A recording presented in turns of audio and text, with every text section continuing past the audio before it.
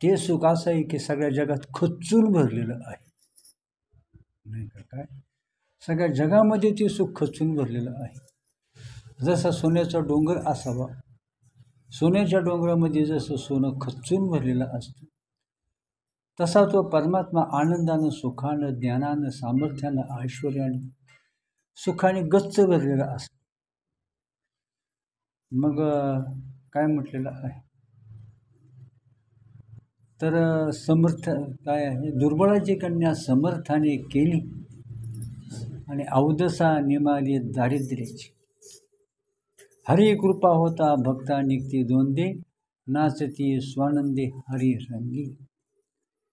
हे परमार्थाची अनुभूती आहे. हे काय आहे, आपण संसार करतो, तो संसार अजूनही एवढं ऐकून आपली बुद्धी किती मलिन असावी, किती घाणेरडी बुद्धी असावी, किती आपण मूर्ख असावेत की परमेश्वराच्या दिव्य स्वरूपाचं एवढं वर्णन ऐकून सुद्धा आपल्या बुद्धीमध्ये काही फरक पडत नाही, त्या परमेश्वराच्या दिव्य स्वरूपाची ओढ लागत नाही, या घाणेरड्या संसाराचा वीट येत नाही, मी माझं आपल्या चित्तातून जात नाही, क्षुद्र इच्छा वासना स्वार्थ आपल्याला सोडित नाही, नाही का? मग कसं त्या भगवंताच्या दिव्य स्वरूपाची गाठ कशी पडेल, नाही का? स्त्रीनं आपलं माहेर आहे, त्या माहेरचा त्याग केल्याशिवाय तिला त्या सासरच्या दिव्य ऐश्वर्याची प्राप्ती तिला कशी होणार? माहेरचा त्याग तिनं करायलाच पाहिजे. आता तिनं पहिलं टाकून द्यायला पाहिजे. आता तिनं मंगळसूत्र घालावं. तिला काय करावं? मंगळसूत्र घालावं. कपाळाला सौभाग्य लेणं म्हणजे याला आपण कुंकू म्हणतो, ते कुंकू आपण लावावं, नाही का? पायामध्ये जोडवी घालावीत, सौभाग्य अलंकार परिधान करावेत आणि पतीच्या आयुष्याशी एकरूप व्हावं, आणि मग तिला ते सासरचं सौख्य तिला प्राप्त होतं आणि माहेरचं दैन्य जातं. पण ती माहेरचा अभिमान सोडायला तयार नाही, सासरशी एकरूप व्हायला ती तयार नाही. मग सासरचं ऐक्य तिला कधी प्राप्त होईल? सासरचं ऐश्वर्य, नाही का? आणि म्हणून काय सांगितलेलं आहे की काय आपण विचार करत नाही. आपण त्या पोपटाला असं वाटतं मी नळी कशी सोडू, काय त्या पोपटाला वाटतं मी नळी कशी सोडू, ती नळी सोडली तर माझं काय होईल, नाही का? मग तशा प्रकारे ह्या मूर्खांना असं वाटतं, मूर्खच आहेत, नाही का? का एकदा सांगावं शाण्याला, एकदा सांगावं, चित्ताचा नाश हाच परमार्थ आहे. याच्याकरता शास्त्र निर्माण झालं, संतांचे अवतार निर्माण झाले, श्रुती स्मृती निर्माण झाल्या. का? या माणसाच्या बुद्धीतला मूर्खपणा घालवण्यासाठी, अज्ञान घालवण्यासाठी, नाही का? परंतु अज्ञान घालवायला जातो, परमार्थात येतो, परंतु त्यात परमार्थात आणखी अडकून घेतो. का? थोडंसं परमार्थ कळला की लगेच मग कीर्तन प्रवचन करायला लागतो, गुरु होतो, आणि मग काय होतं, तिथंच त्याचा प्रवास थांबतो, तिथंच त्याच्या अधोगतीला सुरुवात होते. अहंकार घालवायला, भगवंताचं दिव्य रूप पाहायला, कोटी जन्माचा प्रश्न सोडवायला, या घाणेरड्या संसारातून बाहेर पडवायला, हा दुष्ट राक्षस म्हणजे अहंकार घालवायला, नाही का? हे मोहारचा सैतान घालवण्यासाठी, या क्षुद्र वासनाची भूतावळ घालवण्यासाठी आपण परमार्थामध्ये येतो, नेमकं तेच वाढवून बसतो. परिणामच होत नाही, परिणाम होत नाही, नाही का? मग आपलं दृष्टांत सांगतात की तुम्ही काय करता माऊली, या माऊली काय करता, तुम्ही रात्रीच्या वेळेला हरभरे भिजायला घालता, दुसऱ्या दिवशी भाजी करायची असते हरभऱ्याची, रात्री हरभरे भिजायला घालता आणि सकाळी पाहिलं तर ते हरभरे का होतात, फुगतात, मस्तपैकी फुगतात आणि याने छान छान भाजी होते. पण त्याच्यात 4 हरभरे असे असतात, ते तसेच असतात, रात्रभर पाण्यामध्ये असतात, सगळे हरभऱ्याचं परिवर्तन होतं, मृदू होतात, फुगतात, परिवर्तन होतं, परंतु 4 हरभरे जसेच तसे असतात. आता सगळे हरभरे फुगले, त्यांचं परिवर्तन झालं, नाही का? मग त्यांना काय होतं, त्यांना काही फरक होता का काही, यांना आणि त्यांना? पाणीही तेच, पातेलंही तेच, वेळही तेवढाच, नाही का. मग हे फुगले आणि हे तसेच राहिले ताळचे ताट, नाही का. हे काय राहिले, न जायची ताठा नित्य खटाटोप मंडुकी वटवट तै शिकते का. नुसतं ज्ञानाचा आवांतात आणि ज्ञानाचा थैथयाट करतात गाढवाच्या लाथांच्या सारखा, नाही का. आणि म्हणून ती काय असते, ते ज्ञान नसतं, ती भक्ती नसते, ती बेडकाची डराव डराव असते. करायला गेला एक आणि झालं एक. न जायची ताठा नित्य खटाटोप मंडुकी वटवट तै शिकते का. आणि म्हणून त्याला ती स्तुती खूप आवडते, मोठे पण खूप आवडतं, नाही का. स्तुती आवडते, मोठे पण आवडतं, नाही का. आणि हे तर परमार्थातली विघ्न आहेत, हे परमार्थातले रोग आहेत, नाही का. यांचा वारा लागून द्यायचा नसतो परमार्थिक माणसाने. पण यांना सांगायचं कोणी, यांना सांगायचं कोणी. जगाचं कल्याण तर बाजूला राहू द्याच, पण तो स्वतःचं वाटोळ करून घेतात. पण त्यांना कोणी हे सांगायला नसतं. स्वतःला अक्कल नाही, बाबा सांगायचे. 32 लक्षणी होतात, 2 लक्षणं कमी, 2 लक्षणं कमी. काय ती करावी 32 लक्षणे. नाक नाही तिने वाया गेली. काय ती करावी 32 लक्षणे. नाक नाही तिने वाया गेली, नाकच नाही. मग काय त्या 32 लक्षणांचा उपयोग आहे. आणि याला तर लक्षणच नाही, नाही का. ज्याला नाकच नाही, ज्याचं नाक कापलंय, ज्याचं नाकच कापलंय, त्याला ती 32 लक्षणे काही कामाची आहे. आणि याला तर नाकच नाही, नाही का. आणि मग 2 लक्षणं कमी. काय, स्वतःला समजत. पहिलं ऐकत होतं, पण कोण त्या स्तुती करणाऱ्यांनी फार घात करतात बरं का. आपला वैरी जर कोण असेल, आपला शत्रू जर कोण असेल, तर आपल्याला हरभऱ्याच्या झाडावर चढवणारा, आपली स्तुती करणारा, आपल्याला मोठं म्हणणारा, आपल्याला चढवून देणारा, हा आपला 1 नंबरचा शत्रू असतो. तो आपला कसा असतो, 1 नंबरचा शत्रू असतो. शकुनी मामा कोण होता, दुर्योधनाचा मामा होता. मामा म्हणजे खूप आवडतं नातं असतं, पवित्र, खूप खूप प्रेमाचं नातं असतं. पण या शकुनीनं काय केलं, ते मामाचं नातं बाटून टाकलं, भ्रष्ट करून टाकलं, वाटोळ केलं त्यांना चांगल्या नात्याचं. त्यामुळं मामाबाचे एकत्र आले का समजायचं काहीतरी आता होणार आहे. मामाबाचे एकत्र आले का समजायचं आता महायुद्धाला सुरुवात होणार, आता वाटोळ्याला सुरुवात होणार. तसा स्तुती करणारा आणि ज्याची स्तुती चाललेली आहे, ते दोघं एकत्र आले की समजायचं आता महाभारतीय युद्ध सुरू होणार. नाही का, नाही का.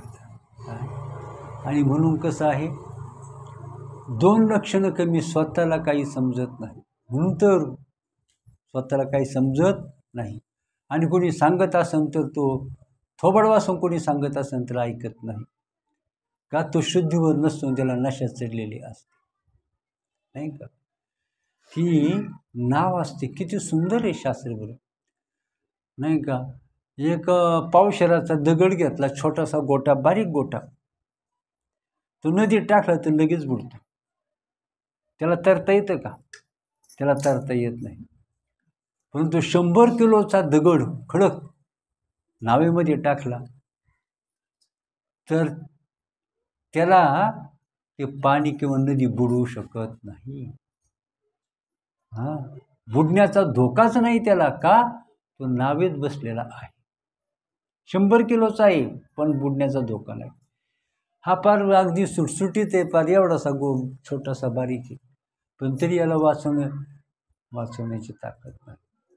आणि म्हणून कसं आहे, त्या भगवंताचं सेवितो हा रस वाटितो अनिका, सेवितो हा रस वाटितो अनिका, ग्यारे होऊ नका रान भरी, नाही का. विटेवरी ज्याची पाऊले समान, तोच एक दानशूर दाता. आणि म्हणून काय करावं? ब्रह्मरस घेई काढा तेने पिढा वारेल. ब्रह्मरस घेई काढा तेने पिढा वारेल. पथ्य नाम विठोबाचे अनिक वाचे नसवी. ब्रह्मरस घेई काढा तेने पिढा वारेल. खरे का खोटे? आलिया भोगासी असावे सादर. आलिया भोगासी असावे सादर. देवावरी भार घालोनिया. आलिया भोगासी असावे सादर. देवावरी भार घालोनिया. मग तो कृपा सिंधू निवारी साकडे. मग तो कृपा सिंधू निवारी साकडे. पुढं काय? हिरते बापुडे काय रंक. भयाच्या पोटी दुःखाची राशी. भयाच्या पोटी दुःखाची राशी. शरण देवासी जाता बले. तुका म्हणे काय नव्हे त्या करिता. चिंतावतो आता विश्वंभर. नामाच्या चिंतने पळती 12 वाटा विघ्ने. देव होता पाठी मोरा. देव होता पाठी मोरा. नसती विघ्ने येते घरा. म्हणून देवाला कधीही विसरू नये. मला काहीच नाही. भगवत दर्शनासाठी माणसाने व्याकुळ व्हावं. काय? कन्या सासूर्यासी जाई मागे परतोनी पाहे. कन्या सासूर्यासी जाई मागे परतोनी पाहे. तैसे झाले माझ्या जीवा केव्हा भेटसी केशवा. कन्या सासूर्याशी जाई. कन्या सासूर्याशी जाई मागे मागे मागे आईकडे परतोनी पाही. तैसे झाले माझ्या जीवा केव्हा भेटसी केशवा. चुकलिया माय बाळ हुरू हुरू पाहे. तैसे झाले माझ्या जीवा.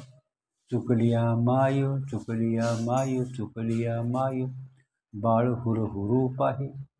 तैसे झाले माझ्या जीवा केव्हा भेटसी केशवा. केव्हा भेटसी केशवा. केव्हा भेटसी केशवा. जीवना वेगळी मासोळी तैसा तुका तळमळी. भयाच्या पोटी दुःखाची राशी. शरण देवाची जाता बली. नाही का? पडता जळभारी दाशी आठवावा हरी. पडता जळभारी दाशी आठवावा हरी. मग तो होऊ निधी सीन आड घाली सुदर्शन. नाही का? पडता जळभारी. छोटं मोठं संकट आलं तर देवानं काय करावं? माणसानं काय करावं? त्या परमेश्वरानं कृपा. तुका म्हणे तुझं सोडविना कोणी एका चक्र पाणी वाचून या. पडता जळभारी दाशी आठवावा हरी. मग तो होऊन दिशीन आड घाली सुदर्शन. नामाच्या चिंतने पळती 12 वाटा विघ्ने. तुका म्हणे प्राण करा देवासी अर्पण. म्हणजे त्या देवाच्या दिव्य दर्शनासाठी व्याकुळ व्हावं. श्रीराम श्रीराम गजरी. श्रीराम श्रीराम गजरी. बोरे तोडी तसे शबरी. कधी प्रभू भेटतील कधी प्रभू भेटतील एकच विषय तो. नाही का? एकच विषय. कधी प्रभू भेटतील. कधी प्रभू भेटतील. नाही का? आणि मग जेव्हा प्रभू भेटतात तुम्हाला सांगतो त्या परमात्म्याचं दर्शन झालं का तो जो कृतार्थ होतो. परमात्म्याचं दर्शन झालं का प्रचंड सुखाच्या लहरी. सगळा देह आनंदानं भरून जातो. सुखानं भरून जातो. चिंता ते पळाली गोकुळा बाहेर. भीतरी प्रवेश केला देवी. चिंता ते पळाली गोकुळा बाहेरी. भीतरी प्रवेश केला देवी. देवाला घरा नंदाच्या गावा धन्य त्याच्या दैवा. नाही का? एकच इच्छा असावी, काय मी उद्धार पावेन, एक इच्छा असावी माणसाची. संपत्ती सोहळा नावडे मनाला, लागला टकळा पंढरीचा, हेच दान देगा देवा, हेच एकच दान देवा, माझं एकच कृपा कर देवा, मला दुसरं काहीही नको देवा, मला दुसरं काहीच नको, द्यायचं असेल तर देवा एकच दे, हेच दान देगा देवा, तुझा विसर न व्हावा, गुण गाईन आवडी, हेच माझी सर्व जोडी, न लगे मुक्ती धन संपदा, संत संग दी सदा, तुका म्हणे गर्भवाशी, सुखे घालावे आम्हासी, संतांनी सरिता केलो तैशा परी, चंदनाने बोरी व्यापिल्या, गुणदोष याती न विचारी काही, ठाव दिला पायी आपुलिया, तुका म्हणे आले समर्थांच्या मना, तुका म्हणे आले समर्थांचा मना, तरी होय राणा राव, तरी होय राणा रंक त्याचा, काय घडणार नाही, तुका म्हणे आले समर्थांच्या मना, तरी होय राणा रंक त्याचा, दुर्बळाची कन्या समर्थाने केली, अवधसा निमाली दारिद्र्याची, दुर्बळाची. मग त्या भगवंताचं वर्णन ऐकता ऐकता, नाही का, कंठी प्रेमदाटे नैनी नीर लोटे, हे भक्तीचं लक्षण आहे, नाही का.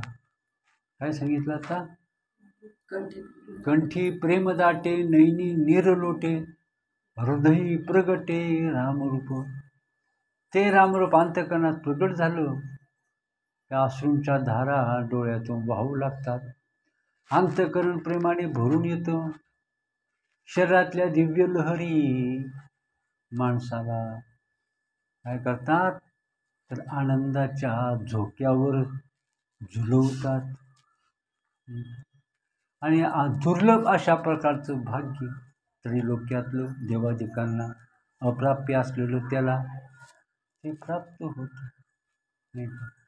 आणि म्हणून भगवत दर्शन व्हावं, नाही का. भगवत दर्शन रावणानं काय केलं, रावणानं काय केलं, भगवत दर्शनासाठी त्यांनी एक मार्ग निवडला, भगवत दर्शन व्हावं, श्रीरामाचं दर्शन व्हावं, ही ज्याची इच्छा असेल, ही इच्छा अत्यंत पुण्यानं निर्माण होते, आपल्या पाठीशी पुण्य नसेल तर श्रीगुरूंच्या कृपेनं प्राप्त होते, परंतु अशी इच्छा आपल्या चित्तामध्ये निर्माण, परंतु जेव्हा प्रपंचाचा वीट येतो, प्रपंचाचं नाशवंत स्वरूप जेव्हा चित्तामध्ये भिनतं, जेव्हा परिपूर्ण विचार आपला परिपूर्ण होतो, पक्व होतो, तेव्हा संसाराचा वीट येतो, आणि संसाराचा वीट येऊन काय होतं, तर त्याला भगवत दर्शनाची ओढ त्याला वाटू लागते, नाही का. भगवत दर्शनाची ओढ त्याला वाटू लागते, नाही का.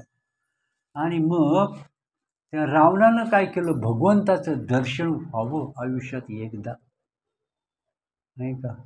राक्षसाला वाटलं भगवंताचं दर्शन व्हावं, इथं माणसाला वाटत नाही त्या भगवंताचं दर्शन व्हावं, भगवंताचं दर्शन व्हावं असं वाटत असेल तर भगवंताच्या हातूनच मृत्यू यावा, नाही का. भगवंताच्या हातून मृत्यू यावा, आणि भगवंताच्या हातून मृत्यू यावा म्हणून जर करायचं असेल तर भगवंताचं काहीतरी प्रचंड अशा प्रकारचा मोठा गुन्हा भगवंताचा करायला पाहिजे, भगवंताची कुठंतरी काय करायला पाहिजे, छेड काढली पाहिजे, भगवंताशी काय केलं पाहिजे, असं काहीतरी भगवंताचं पाप गुन्हा करायला पाहिजे, म्हणून सीतामाईला पळवून नेलं, काय केलं, रावणानं सीतामाईला पळवून नेलं, नाही का. सगळे सांगत होते, पण हे जगात कोणाला कळलं नाही, सगळे सांगत होते, हे जगात कोणाला कळलं नाही, नाही का. आणि प्रल्हादानं किती, नाही का, हाल हाल सोसले, एवढासा बालक, नाही का. एवढं ऐकून चित्तात हरिभक्ती निर्माण जर नाही झाली तर, नाही, एवढं ऐकून चित्तात हरिभक्ती जर निर्माण नाही झाली तर त्याला पशु म्हणावं का मनुष्य म्हणावं का दगड म्हणावं? त्याला मनुष्य म्हणावं, पशु म्हणावं का दगड म्हणावं, शहाणा म्हणावं का मूर्ख म्हणावं, पापी म्हणावं की पुण्यवान म्हणावं? नाही का? मग देवाची भेट होत असेल तर या देहाचे तुकडे तुकडे झाले तरी चालते, हाल हाल झाली तरी चालते, नाही का? नाही. म्हणून काही त्या देवाचं दर्शन जर होणार असेल तर मग एक सुख, तेच खरं सुख. हे संसार, तुम्ही आपल्याला जो संसार सुखाचा वाटतो तो हेच अविद्या. हे सगळं कशामुळं घडलं? अविद्येमुळं घडलं. हे सगळं कोणी केलं? अविद्येनं केलं. आणि आता काय होतं? अविद्येनं हे केलं. तुम्ही सांगतो आपण 600 किलो रुपयाची बासुंदी असते, 600 रुपये किलोची बासुंदी असते. ती बासुंदीला कसा स्वाद असतो, कसा सुगंध असतो, कशी गोडी असते आणि तिचं किती महत्त्व असतं. परंतु या देहाशी संग झाला की त्या बासुंदीचं काय होतं? त्या बासुंदीचा या देहाशी संग झाला की बासुंदीचं काय होतं? तसं हे परब्रह्म आहे. परंतु त्याला परब्रह्माचा जेव्हा तो शरीराशी संग होतो, तादात्म्य करतो शरीराशी, ते परब्रह्म, मग तेव्हा त्या म्हणजे मग सांगितलं बासुंदीचं काय, कशात बासुंदीची किंमत काय आणि शरीराशी संग केल्यामुळं बासुंदीला कोणतं रूप प्राप्त झालं त्याची किंमत काय, आणि तसं ब्रह्माची किंमत काय. परंतु ते ब्रह्म जेव्हा ह्या नाशवंत देहाशी तादात्म्य करतो तेव्हा त्या ब्रह्माची तीच किंमत, तीच स्थिती होते, नाही का? तीच स्थिती होते, नाही का? परमेश्वरानं अत्यंत कृपेनं मनुष्य देह दिला. अत्यंत त्या नरदेहाची किंमत करता येत नाही. परंतु आपण मूर्खांच्या नादी लागू, मूर्खांचा प्रभाव आपल्यावर पडला, मूर्खांच्याबद्दल प्रेम निर्माण झालं आणि आपण तिथंच घसरलो. एक धरीला चित्ती आम्ही रखमाईचा पती. साधू संत वेदशास्त्र पुराणे हाका मारिती लोका, वेदशास्त्र पुराणे हाका मारिती लोक. पुढं काय? गाफिल निजू नका काळ देईल धोका. मोठे मोठे साधू संत त्यांनी सायास केले, प्रपंच असताना मन नाही गोविले. उठा उठा साधू संत साधा आपुले हित, जाईल हा नरदेह मग कैसा भगवंत. आणि म्हणून कसं आहे तर उठा जागे वारे आता, उठा जागे वारे आता, स्मरण करा पंढरीनाथा, भावे चरणी ठेवा माथा, चुकवी व्यथा जन्माच्या. अरे बाबांनो, धन दारा पुत्र, धन दारा पुत्र जन बंधू सोयरे पिशून, सर्व मिथ्या हे जाणून मग क्षणरेगा देवासी. माया वेग, बरोबर आहे का? माया विघ्ने भ्रमला खरे. हे माया हे विघ्न आहे, हे विघ्न मायेच्या रूपानं हे विघ्न आपल्या ब्रह्मस्वरूपात आलं.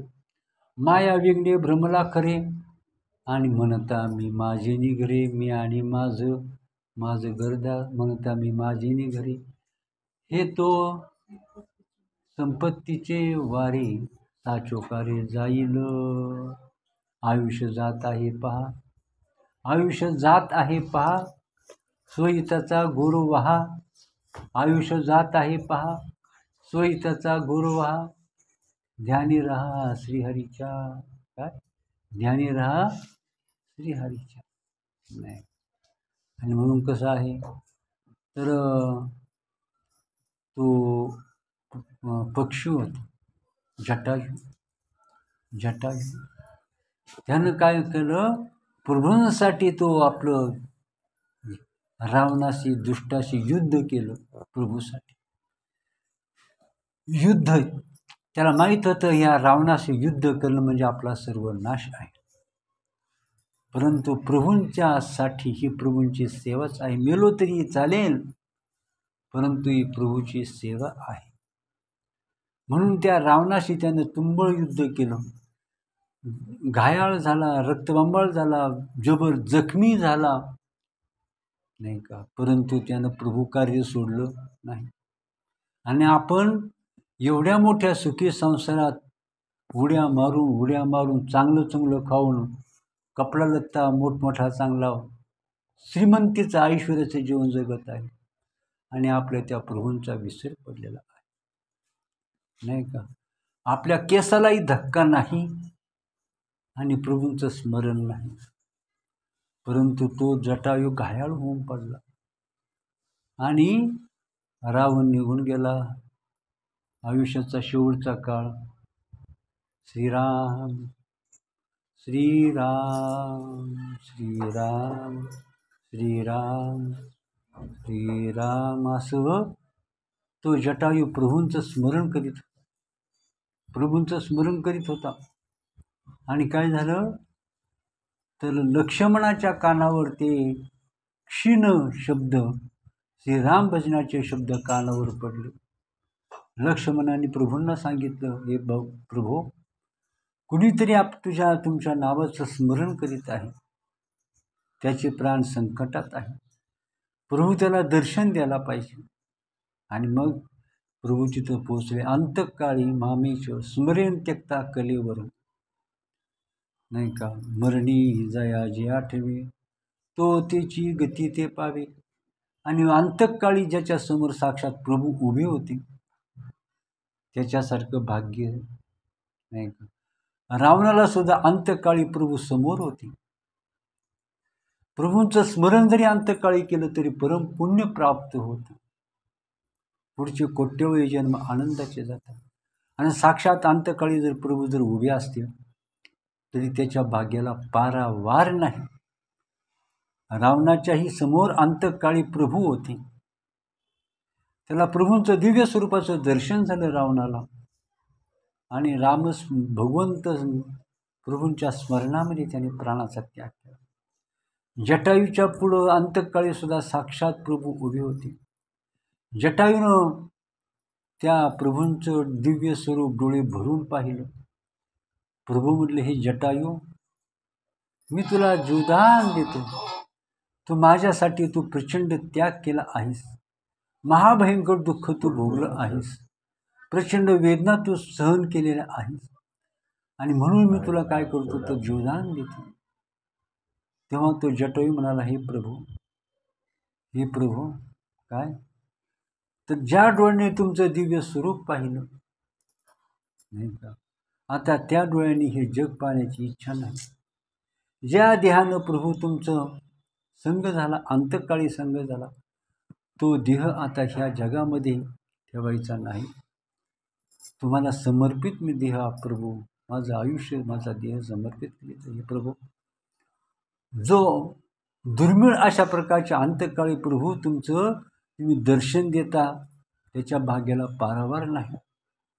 भगवंता, तुमचं मी तुमचं वर्णन कसं करू, तुमच्या कृपेचं वर्णन कसं करू. आभार तुम्ही मानू शकत नाही, पण प्रभू तुम्ही किती दयाघन आहात, प्रेमळ आहात, नाही का. हे प्रभू, तुम्ही मला अंतकाळी दर्शन दिलं, हे जवळजवळ दुर्लभ अशा प्रकारचं भाग्य तुम्ही ह्या माझ्या वाट्याला ह्या जगामध्ये दिलं. प्रभू धन्य धन्य प्रभू, धन्य धन्य प्रभू, धन्य धन्य प्रभू. तुमची स्तुती कशी करू, तुमचं दर्शन कसं घेऊ प्रभू, धन्यवाद.